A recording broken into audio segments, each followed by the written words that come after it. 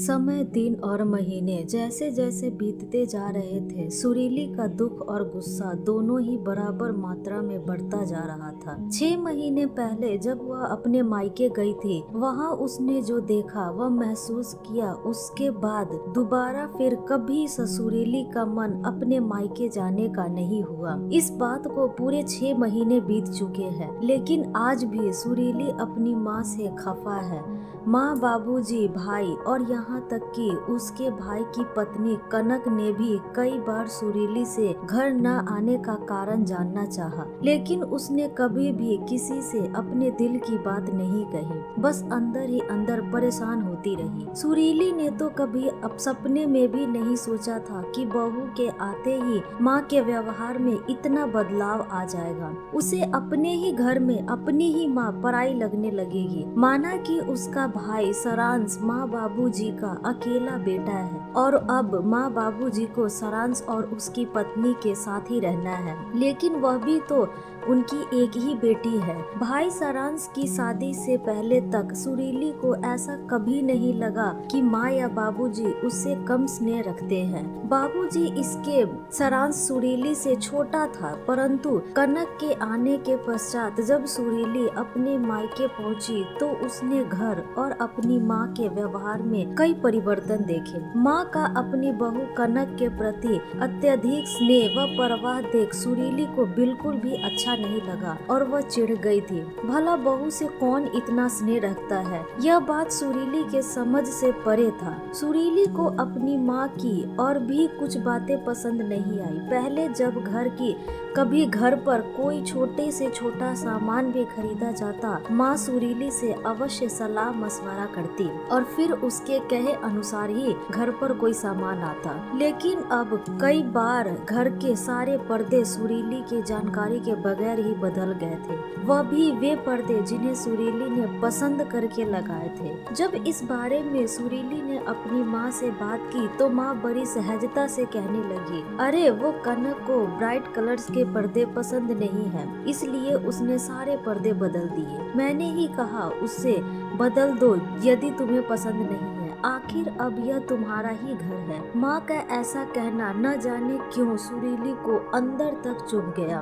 उसे ऐसा लगा जैसे मायके से उसकी पकड़ ढीली पड़ती जा रही है। अभी सुरीली को मायके आए चंद घंटे ही हुए थे कि सुरीली से कनक बोली, दीदी आपको आलू चाट बहुत पसंद है ना? मैंने सारी तैयारियां कर रखी है, आपके लिए बना कर ले आऊं? यह सुन सुरीली को थोड़ा अच्छा लगा और वह तन कर बोली, हाँ बना लो। और साथ ही साथ सुरीली ने रात के खाने का मेन्यू लिस्ट भी कनक को बता दिया। तभी सुरीली की माँ बोली, सुरीली तुम भी जाकर किचन में कनक का हाथ बटाओ, वह अकेली यह सब नहीं कर पाएगी। माँ का इतना कहना था कि सुरीली को ऐसे लगा जैसे अब उसकी माँ उसकी नहीं रही, वह अपनी बहू की हो गई है। माँ को अपनी बेटी से ज्यादा फिक्र अपनी बहू की है।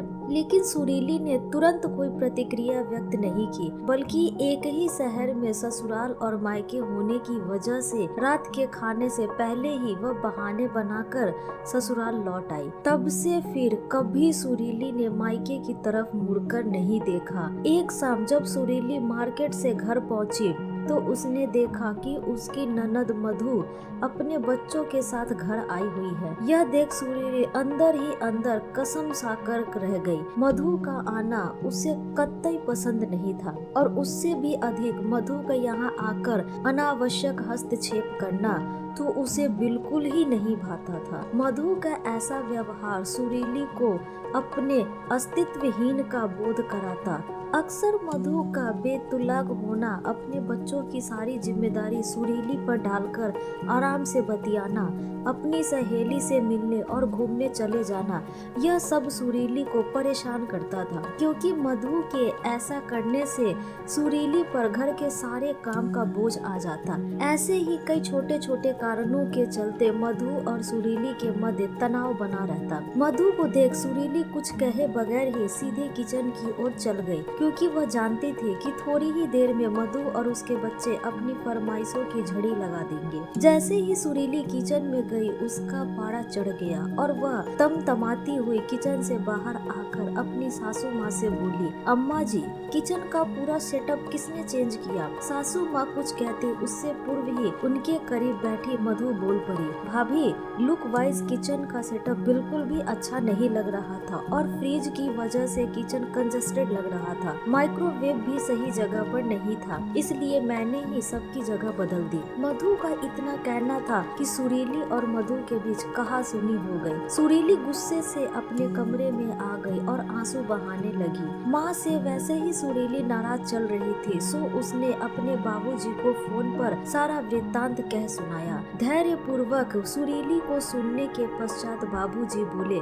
किसी भी माँ या सास के लिए अपनी बेटी और बहू दोनों के मध्य सामंजस्य स्थापित करवाना इतना आसान नहीं होता। मायके में जितना अधिकार बेटी का होता है उतना ही हक बहू का भी होता है। तुम्हारी माँ तो हमेशा से चाहती थी कि कनक और तुम मिलजुल कर रहो, तुम्हारा आना कभी कनक को न खटके और मायके में तुम्हारा सम्मान बना रहे। उसने तो ऐसा करने का प्रयास भी किया था, लेकिन नतीजा यह हुआ कि तुम नाराज होकर चली गई। क्या ये मैं नहीं जानता? बाबूजी से यह सब सुन सुरीली को अपनी सोच पर पछतावा हुआ। उसने मन में अपने माँ के प्रति जो गुस्सा और गलत फहमी थी वह अब दूर हो चुकी थी। सुरीली ये भी समझ गई थी कि माँ कितना प्यार करती है, मायके में उसका मान बना रहे इसलिए माँ ऐसा बर्ताव कर रही थी। सुरीली को इस बात का भी एहसास हो गया कि ननद और भाभी का रिश्ता जो प्रतिद्वंदियों का नहीं बल्कि यह एक बहुत ही खूबसूरत व प्यारा होता है, जिसमें ईर्ष्या द्वेष के लिए कोई स्थान नहीं होना चाहिए,